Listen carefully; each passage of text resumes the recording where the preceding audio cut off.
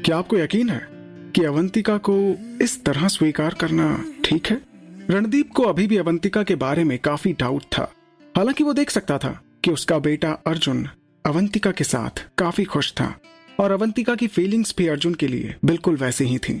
रणदीप चिंतित था क्योंकि हो सकता है कि उनके बेटे को भी उनके भाई की तरह सफर न करना पड़े। तुम इतना क्यों सोच रहे हो उसके बारे में? वैसे आखिरी बार तुमने अर्जुन को इतना खुश कब देखा था?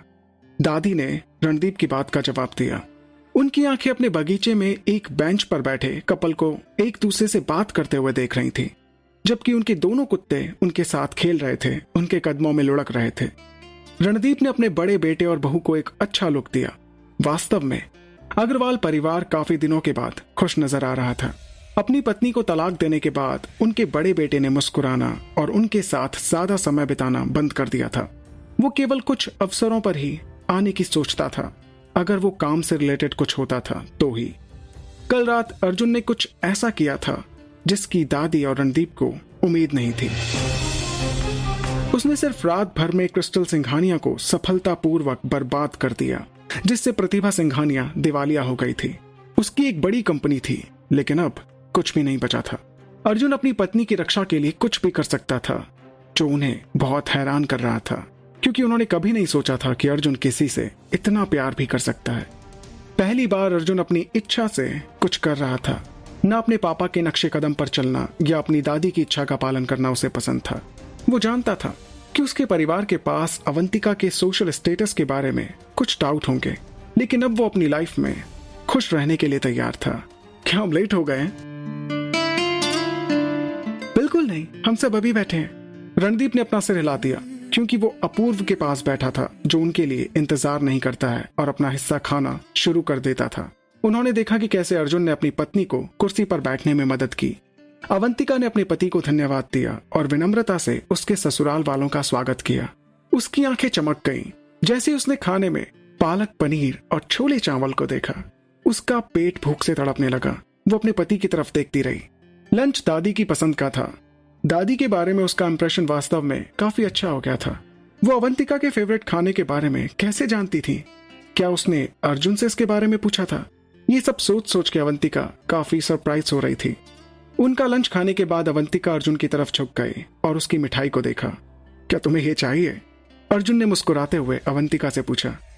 ओह नो नो, नहीं, आप खाइए। वो अपने परिवार को ये आइडिया नहीं देना चाहती थी कि वो कितनी भुक्कड़ है, क्योंकि अपनी मिठाई खाने के बाद उसकी नजर अभी भी अर्जुन की प्लेट में रखी मिठाई पर थी। क्या मुझे और डेजर्ट मिल सकता है? अर्जुन ने अपने भाई की तरफ देखते हुए कहा। अपूर्व खाते खाते रुक गया और रसोई में से ज्यादा डेजर्ट लेने के लिए टेबल छोड़ दी। क्या कोई चाय भी लेगा? ये सुनकर अवंतिका ने अपनी साइड में बैठी दादी की तरफ देखा, लेकिन उन्होंने मुस्कुराहट के साथ अपना सिर हिला दिया। नो थैंक्स अपूर्व, मैं भी नहीं लूंगी।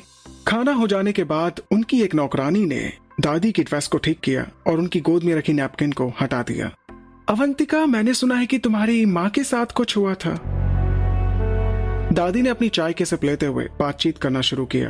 मुझे माफ करना अगर तुम्हें बुरा लगा हो, लेकिन तुम जानती हो ना कि वो मेरी इकलौती बेटी की सबसे अच्छी दोस्त थी और वो मेरी फैमिली फ्रेंड भी थी।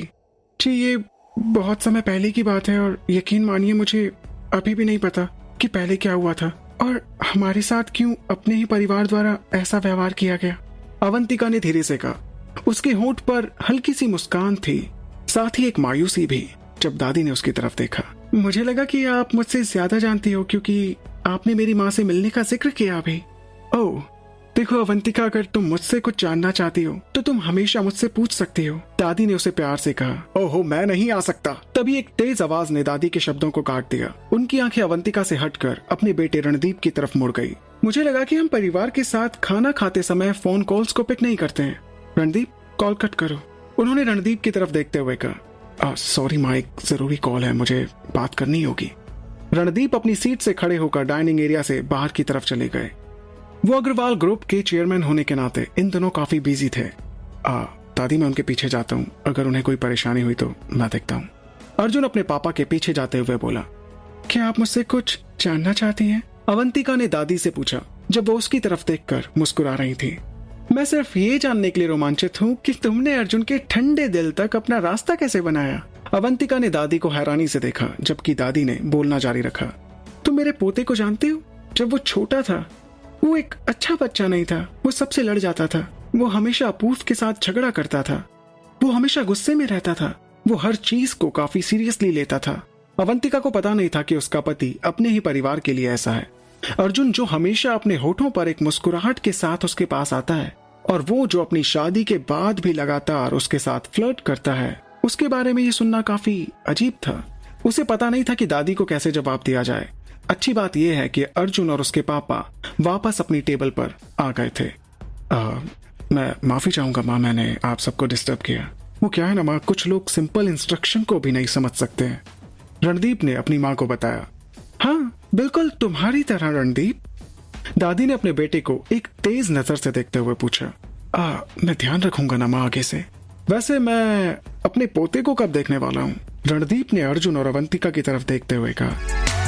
तुम होता कैसे होता है जानू ना, इश्क विश्क प्यार प्यार लफ्जों में कहा।